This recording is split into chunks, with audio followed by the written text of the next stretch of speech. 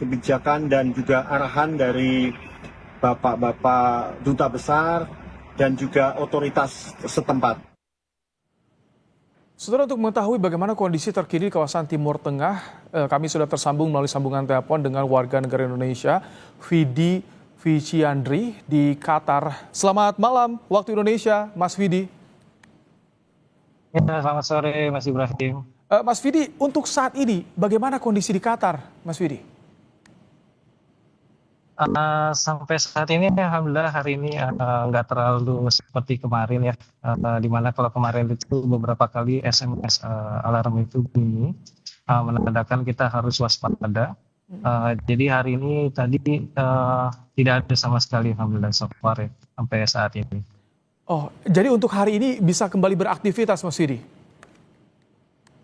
Kalau aktivitas kita tetap untuk sekolah online, untuk yang kerja office semuanya yang non esensial itu dia kerja dari rumah. Sedangkan untuk yang kerja shift atau bagian produksi dia tetap masuk ke pabrik. Oke, Mas Vidi, tadi Anda bilang jika sepanjang kemarin ada terasa ancaman. Seperti apa bisa diceritakan, Mas Vidi? Oh ya, yang itu karena itu sekarang kan di-decide untuk beberapa pabrik untuk dimatikan karena ada ancaman ke daerah areal industri ya, termasuk di Ras 8 tempat saya kerja. Jadi memang di tempat saya kerja juga pabrik sudah dimatikan untuk keamanan gitu. Untuk mencegah kerusakan lebih lanjut mungkin kalau ada serangan. Karena beberapa informasi menyebutkan sudah ada mencoba serangan drone ya ke tempat kami bekerja gitu. Walaupun itu sudah berhasil di-intercept. Oleh karena itu setelah itu mereka mungkin decide untuk mematikan beberapa pabrik. Mas, jadi Anda sempat merasakan bahwa dari kejauhan ada drone yang mendekat ke tempat Anda bekerja, Mas Vidi? Kalau saya tidak merasakan ya, tapi beberapa karena kita selalu dapat update juga ya dari informasi dari lokal media dan juga dari shift kita bekerja juga dapat informasi. Jadi kejadiannya memang dekat di sini, tapi saya tidak merasakan langsung gitu. Misalkan ada dentuman atau apa gitu. Tapi kalau beberapa hari lalu ya kita merasakan walaupun kita tinggal sekitar 30 km dari Doha ya. Itu kita merasakan dentuman itu ataupun kita melihat ada asap-asap putih setelah terjadi interception. Jadi Anda ketika 2 hari lalu Anda melihat ada dentuman, ada kilatan cahaya juga seperti itu, Mas Vidi? Kalau saya malam saya tidak terlihat ya. Kalau pagi karena saya melihatnya pada waktu siang aja. Jadi tidak terlalu terlihat untuk yang seperti serangan sebelumnya yang beberapa bulan lalu itu kita melihat langsung gitu cahaya dentuman tersebut.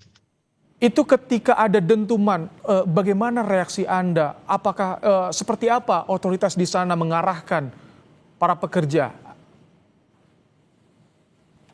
Untuk saat ini di tempat saya sendiri tidak ada pekerja, jadi tidak yang kecuali critical job atau emergency job itu baru boleh bekerja. Sisanya semuanya harus shelter in place, jadi dalam arti kita semua harus di dalam gedung. Untuk sendiri dari kedutaan besar seperti apa? Dari Kementerian Luar Negeri, arahannya bagaimana, Mas Vidi?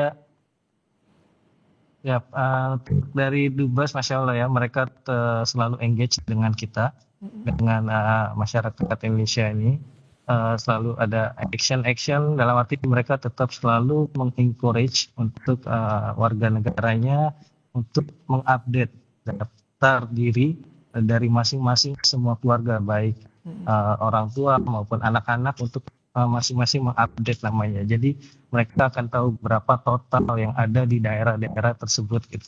Karena kita dibagi beberapa distrik seperti Doha, Al-For dan sebagainya, Mas Said. Jadi dengan data itu mereka akan tahu berapa jumlah masyarakat Indonesia itu di daerah-daerah tersebut.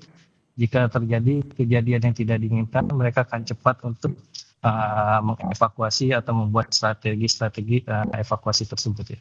Baik, Terima kasih Mas Vidi Viciandri, WNI yang berada di Qatar. Tentu kami doakan Anda dan keluarga dan WNI yang ada di sana semua selamat tentunya. Terima kasih Mas Vidi.